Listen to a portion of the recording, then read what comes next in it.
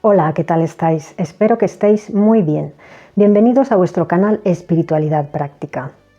En el vídeo de hoy estudiaremos cómo las leyes y los símbolos que figuran en el Antiguo Testamento están orientados hacia la carne, hacia el cuerpo físico, y cómo y por qué los mandamientos y los símbolos que Jesús nos da en el Nuevo Testamento están orientados hacia el espíritu.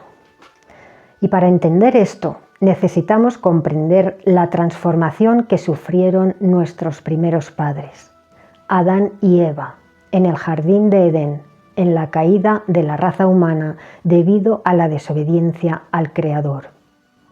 ¿Qué les ocurrió? Dice la Escritura que al comer del fruto del árbol del conocimiento de lo bueno y lo malo, el que fue su elección por libre albedrío, se les abrieron los ojos y se dieron cuenta de que estaban desnudos y sintieron vergüenza y se hicieron unos cinturones con hojas de higuera para cubrirse. Leamos el texto donde habla de esto. Génesis 3:7. Dice: Entonces se les abrieron los ojos a ambos y empezaron a darse cuenta de que estaban desnudos. Por lo tanto, cosieron hojas de higuera y se hicieron coberturas. Fijaos que dice: se les abrieron los ojos y se dieron cuenta de que estaban desnudos y sintieron vergüenza. Literalmente se trata de una toma de conciencia inmediata de su vulnerabilidad al estar separados de Dios. Al abrírseles los ojos, su foco, su atención y con ello su percepción cambió desde lo interior hacia lo exterior, hacia su cuerpo físico, y comenzaron a experimentar el ego, la vergüenza, el miedo y la culpa. Adquirieron la percepción tanto del bien como del mal y empezaron a poner su foco en la carne, en lo físico, en la materia. Esto fue a causa de la separación del Creador, cosa que ellos habían decidido y elegido por libre albedrío. Ellos genéticamente eran seres duales, al igual que Dios y al igual que Cristo. Como dice Génesis 3:22, dice: He aquí, el hombre ha llegado a ser como uno de nosotros, conociendo el bien y el mal. La conexión con Dios hacía que dominara en ellos la luz, porque Dios es luz y es amor. Dios es dual, pero tiene perfecto control sobre el bien y el mal. En cambio, esto no ocurre así en el hombre. El hombre no domina su dualidad, sino que su parte de oscuridad lo domina a él. Y es necesario hacer un gran esfuerzo por parte del ser humano para poder mantener la conciencia y poder mantenerse en la luz, alejado del pecado, estando en estado caído, separado de Dios. Esto lo expresó muy bien el apóstol Pablo en Romanos 7:14 al 23. Dice: Porque sabemos que la ley es espiritual, pero yo soy carnal, vendido bajo el pecado. Porque lo que obro no lo sé. Porque lo que deseo, esto no lo practico, sino lo que odio es lo que hago. ¿Veis la falta de dominio del hombre sobre sí mismo y sobre los deseos de la carne? Estos deseos inconscientes dominan al hombre consciente. Somos un 95% subconsciente, más o menos, y un 5% conciencia. Por eso Jesús nos hablaba tanto a través de símbolos y parábolas, porque los símbolos son el lenguaje del subconsciente y nos ayudan a entender y a grabar las enseñanzas en nuestro corazón a nivel emocional. Sigue diciendo Pablo: Sin embargo, si lo que no deseo es lo que hago, convengo que la ley es excelente. Claro, porque la ley es nuestra guía para que podamos discernir entre lo bueno y lo malo, ya que a nivel individual lo que para una persona puede ser bueno, para otra puede ser malo y viceversa. Así pues, la ley no da lugar a discusión. Versículo 17. Así que ya no soy yo el que lo hace, sino el pecado que reside en mí. Porque sé que en mí, es decir, en mi carne, nada bueno mora, porque la facultad de desear está siempre conmigo, pero la facultad de obrar lo que es excelente no está presente. Porque lo bueno que deseo no lo hago, pero lo malo que no deseo es lo que practico. Ahora pues, si lo que no deseo es lo que hago, el que lo obra ya no soy yo, sino el pecado que mora en mí. Hallo pues esta ley en el caso mío, que cuando deseo hacer lo que es correcto, lo que es malo está presente conmigo. Verdaderamente me deleito en la ley de Dios, conforme al hombre que soy por dentro. Pero contemplo en mis miembros otra ley que guerrea contra la ley de mi mente y que me conduce cautivo a la ley del pecado que está en mis miembros. Todos nosotros nos vemos reflejados en estas palabras del apóstol Pablo, en el dominio casi total del ego y de los deseos de la carne sobre nosotros. Es un 95% de ego inconsciente sobre un 5% de conciencia. ¿Cuál es nuestro trabajo aquí en la escuela de la vida? Hacer consciente lo inconsciente. Como dijo Carl Jung, hasta que no hagas consciente lo inconsciente, éste dirigirá tu vida y lo llamarás destino. ¿Y cómo hacemos consciente lo inconsciente? Observándolo, auto-observándonos desde afuera y transformando en luz nuestra oscuridad al hacernos conscientes, o al menos no alimentando más nuestra oscuridad, reduciéndola al mínimo por inanición, como dice aquel proverbio indio cherokee. Un anciano le dijo a su nieto: hay dos lobos luchando en mi interior, uno blanco y otro negro.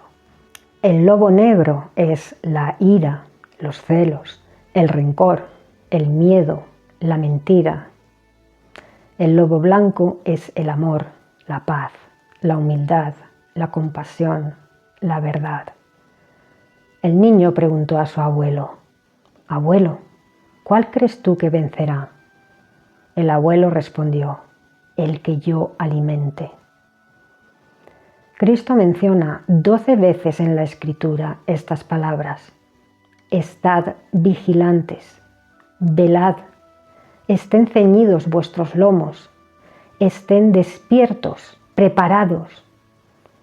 El estar vigilantes implica estar conscientes, autoobservándonos diariamente para no bajar la guardia, para no caer en desánimo, apatía, depresión, queja, crítica o frivolidad.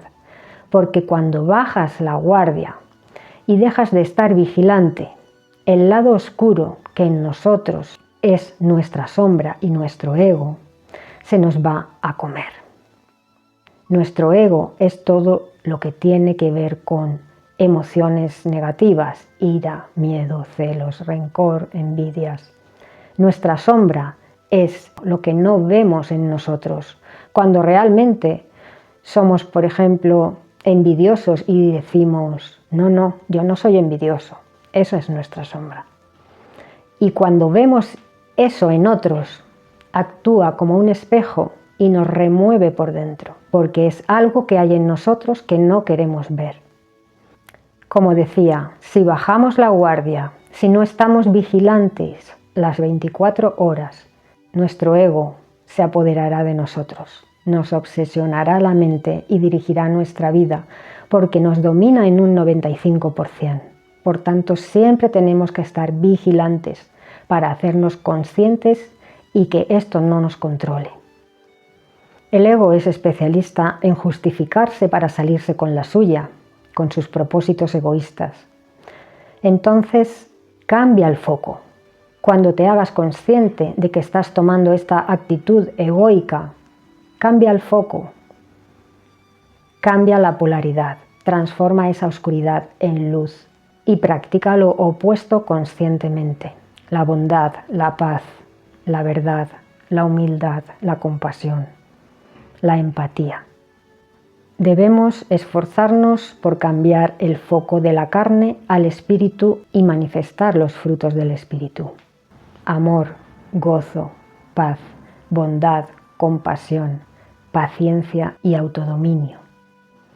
La autoobservación nos permite hacernos conscientes, estar vigilantes para no hacer lo que no queremos hacer, como dice el apóstol Pablo. Debemos ser coherentes. Nuestros pensamientos, nuestras palabras y nuestras obras deben coincidir. Cuando Adán y Eva estaban unidos al Creador, la luz del Creador llenaba todo espacio e iluminaba toda oscuridad. Ellos eran humanos luminosos, sutiles. Ese ADN oscuro quedaba inactivo a causa de la luz. Pero cuando ellos tomaron la decisión de vivir separados de Dios, ese estado de gracia se esfumó. Ellos se densificaron, se oscurecieron, perdieron su luz y su foco, su atención, su visión que estaba orientada hacia el espíritu, ahora se volvió hacia la carne. Y se dieron cuenta que estaban desnudos y sintieron vergüenza, que es una manifestación del ego. Al decidir experimentar lo bueno y lo malo separados de Dios, se activó la parte oscura de su ADN y vieron la dualidad. Sus ojos se abrieron para dirigir su mirada hacia la carne, hacia el exterior, y se dieron cuenta de que estaban desnudos. Comenzaron a experimentar y a sentir también lo malo en todo lo que les rodeaba. Sentían vergüenza por estar desnudos, miedo hacia su padre, juicio hacia los demás, porque cuando Dios les preguntó sobre lo que habían hecho, ellos no reconocieron su error, no se arrepintieron y pidieron perdón por haber pensado que Dios mentía, sino que culparon a otros. Acusaron a otros en vez de reconocer su propio error.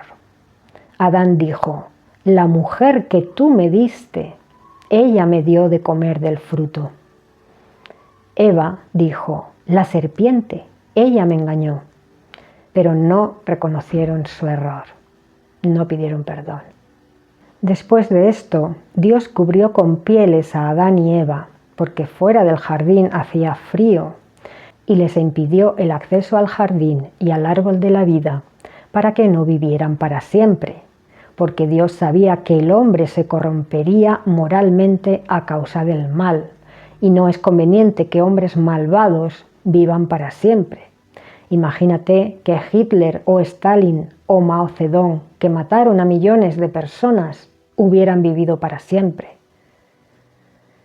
Así pues, la humanidad en la tierra y el pueblo de Dios siempre han estado buscando la reconciliación con Dios y el propio Dios con la humanidad. Dios nunca nos abandonó, al contrario, envió a su único Hijo para que todo el que ejerce fe en Él no sea destruido, sino que tenga vida eterna. Dios, a través de Abraham, Isaac y Jacob, y sobre todo de Moisés, dio instrucciones a la humanidad para que pudiéramos distinguir entre el bien y el mal, ya que estamos experimentando ambos. Así lo dice Levítico 10:10, cuando Dios daba los estatutos a su pueblo a través de Moisés. Dice: es estatuto para tiempo indefinido, tanto para hacer distinción entre la cosa santa y profana y entre la cosa inmunda y limpia, como para enseñar a los hijos de Israel todas las disposiciones reglamentarias que Yahvé les ha hablado por medio de Moisés. Deuteronomio 30:15 dice: ve que de veras pongo delante de ti la vida y lo bueno, y la muerte y lo malo. La vida y lo bueno significa obedecer los mandamientos divinos. Lo malo y la muerte, apartarse de ellos y hacer el hombre conforme a su propia voluntad, lo cual le llevaría a hacer el mal por su propio deseo egoísta. Así pues, para que el pueblo de Israel se mantuviera santo y limpio en la antigüedad y conforme al nivel de evolución de la humanidad hace unos 3300 años, cuando fueron dados los mandamientos y decretos a Moisés, fueron necesarios 10 mandamientos y 603 decretos, un total de 613, para que el pueblo de Dios distinguiera entre lo santo y lo profano, lo limpio y lo inmundo, el bien y el mal. El apóstol Pablo dijo que esta ley se hizo para demostrar a la humanidad que no podía cumplirla. Por lo tanto, si no podían cumplir la ley, necesitaban un Salvador que los limpiara y que nos limpie a nosotros también en la actualidad del pecado que supone la transgresión de la ley. Dice Romanos 5:20: pero la ley se introdujo para que el pecado abundara, mas cuando el pecado abundó, sobreabundó la gracia, para que así como el pecado reinó para muerte, así también la gracia reine por la justicia para vida eterna, mediante Jesucristo nuestro Señor. Así pues, la vieja ley, los decretos, estaban enfocados en la limpieza de la carne, pero Jesús, 1300 años después de ser dados esos 603 decretos y 10 mandamientos, orientó todos los mandamientos que purificaban la carne hacia la purificación del alma, hacia el espíritu. Por eso en el Sermón del Monte, en Mateo 5, dijo cosas como Mateo 5:38. Oyeron que se dijo: ojo por ojo y diente por diente. Sin embargo, yo les digo, no resistáis al que es inicuo. Al que te dé una bofetada en la mejilla, muéstrale también la otra. No hay que interpretar esto de manera literal.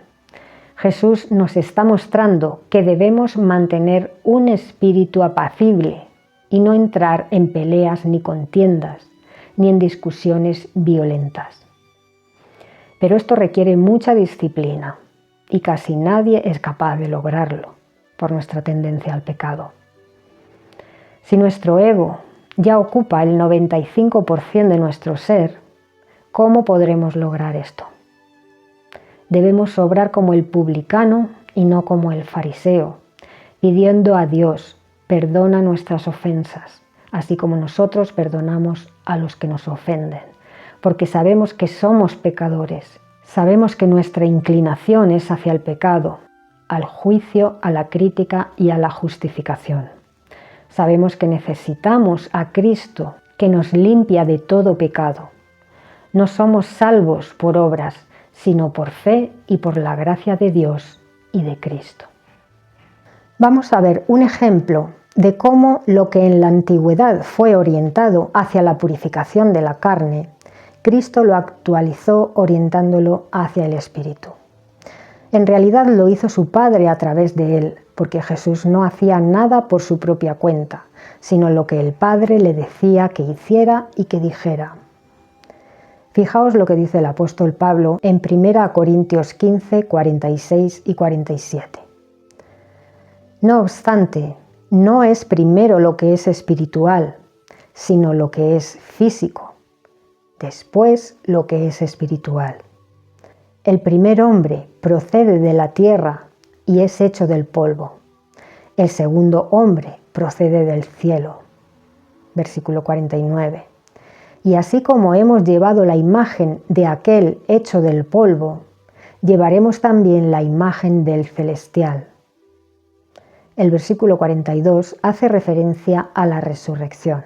Dice: así también en la resurrección de los muertos se siembra en corrupción, es decir, un cuerpo de carne y sangre que se pudre y se corrompe, se levanta en incorrupción, se levanta en espíritu incorruptible. La resurrección de los muertos no es en carne, es en espíritu. Así lo dijo Jesús también en Mateo 22:30. veamos el primer ejemplo de, como dice el apóstol Pablo, primero es lo físico y después lo espiritual. El Antiguo Testamento se centra en lo físico. El Nuevo Testamento se centra en lo espiritual.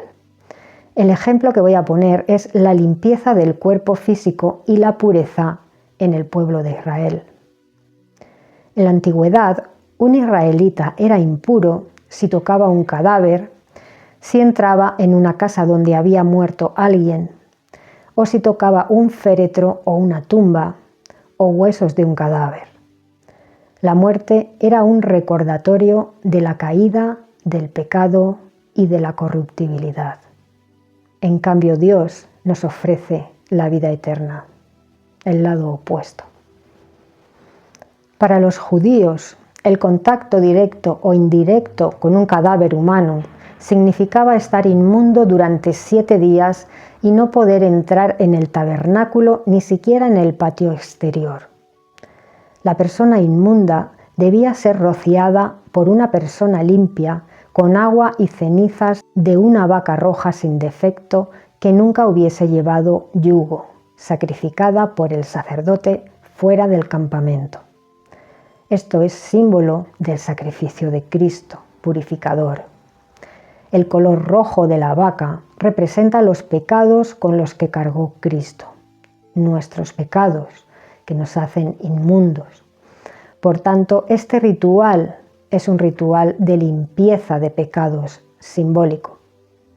Este ritual nos está diciendo, si cometes un pecado, te haces inmundo para Dios y no podrás acercarte a Él, a no ser que seas purificado por la sangre del sacrificio de Cristo.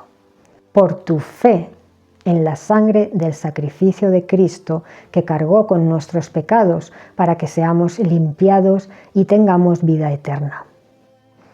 A menos que entres por la puerta que es Cristo, no serás limpiado y no podrás acercarte al Padre en oración. Por mucho que ames al Padre y creas en Él, si no reconoces al Mesías como mediador entre Dios y los hombres, como el camino, la puerta, la escalera que conecta el cielo y la tierra, al hombre con su Creador, no podrás acercarte al Padre. Por eso, una persona inmunda por haber tocado un cadáver debía ser rociada con agua y con las cenizas de la vaca roja mezcladas en un recipiente el tercer día, que fue el día en el que resucitó Cristo, y el séptimo día, que corresponde al reinado milenial de Cristo. El octavo día ya era limpio. Ese día corresponde al octavo milenio, el comienzo de la eternidad, después del periodo de transición que supondrá el milenio, donde todavía existirá la muerte. La persona que no se purifique el tercer día no será limpio el séptimo día.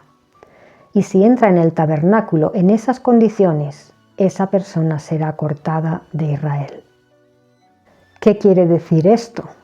La persona que no cree en la resurrección de Cristo al tercer día de su muerte no será limpiado de sus pecados y no entrará en el reinado milenial.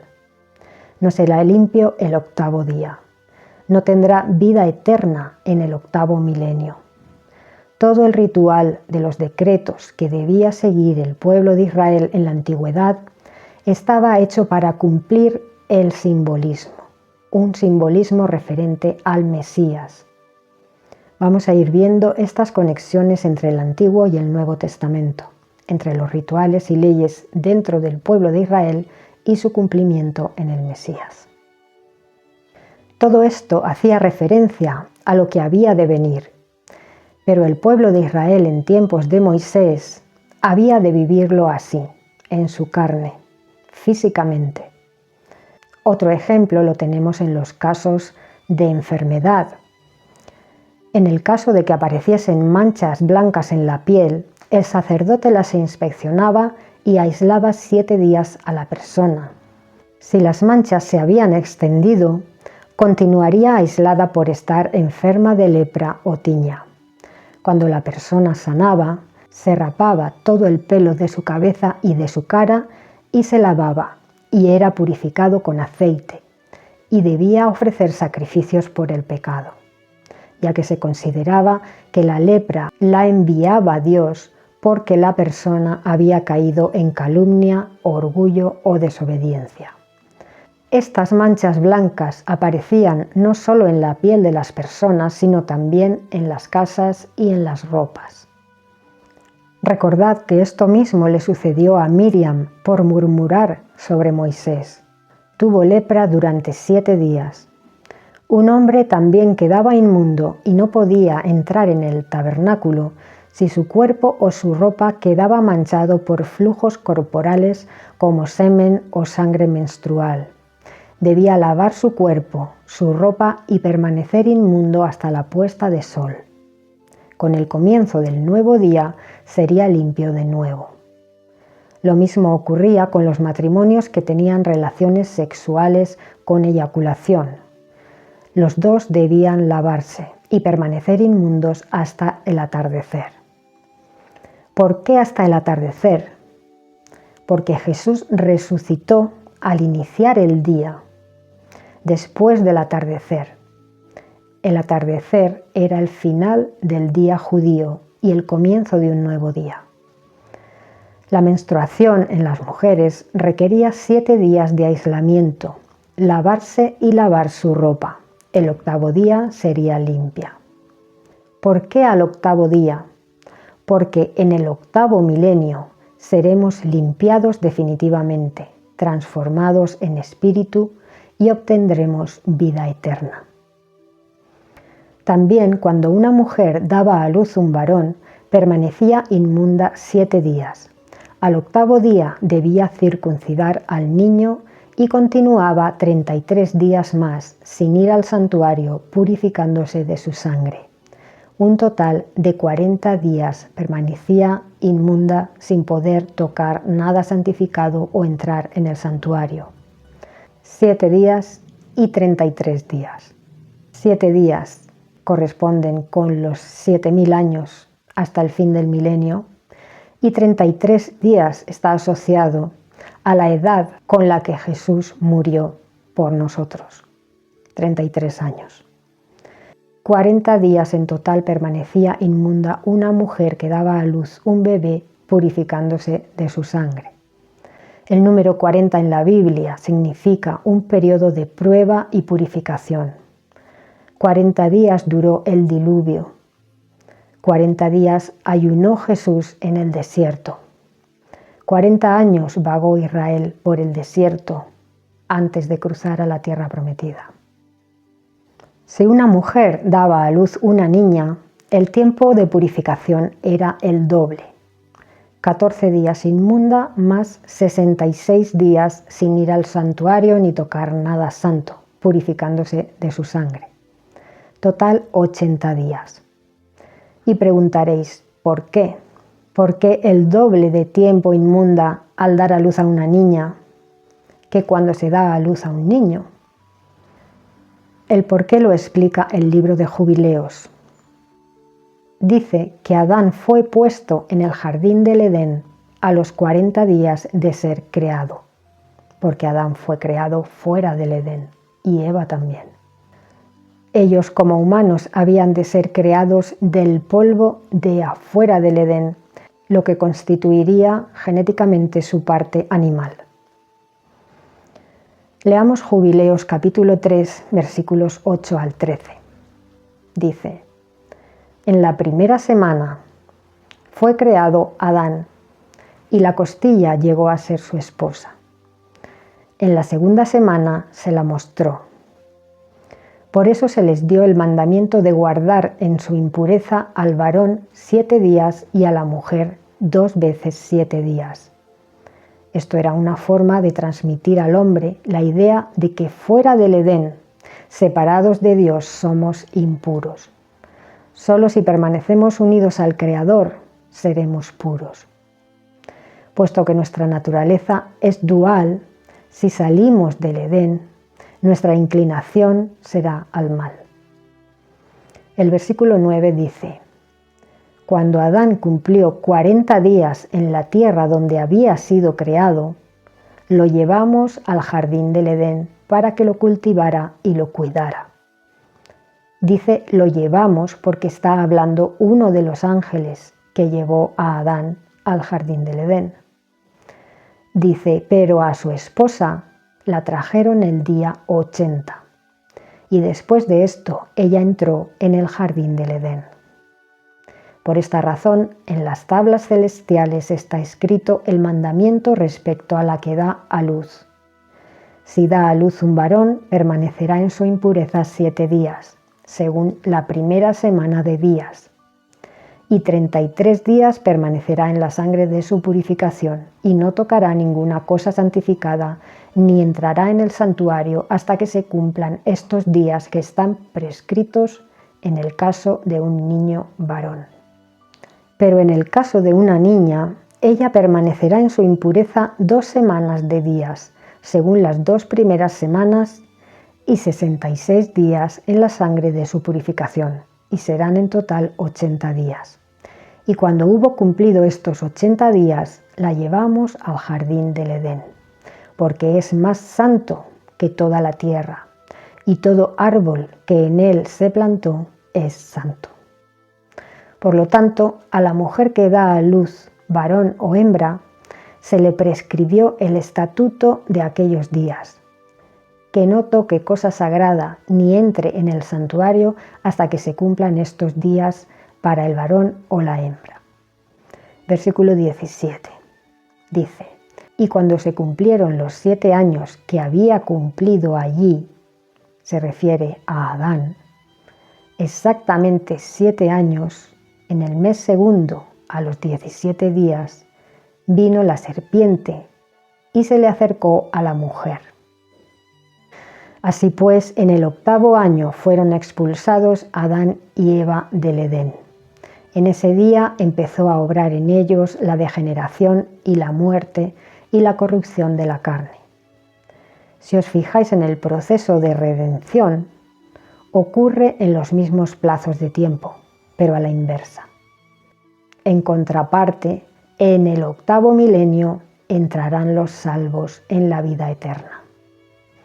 Pablo nos habla sobre esto en Romanos 19 al 21. Dice, porque así como por la desobediencia de un hombre los muchos fueron constituidos pecadores, así también por la obediencia de uno, el Cristo, los muchos serán constituidos justos. Para que así como el pecado reinó para muerte, así también la gracia reine por la justicia para vida eterna mediante Jesucristo nuestro Señor. El libro de Jubileos nos informa de que el día en que el hombre y la mujer, Adán y Eva, pecaron en el jardín de Edén corresponde al 7º año, en el 2º mes, en el día 17. ¿Sabéis qué día comenzó el diluvio universal en los tiempos de Noé? En el 2º mes, el día 17. Todo está interconectado en las Escrituras. Hasta aquí el estudio de hoy. Espero que os haya sido de utilidad la información. Nos vemos en un próximo vídeo. Gracias por escuchar la palabra inspirada. Un abrazo. Chao.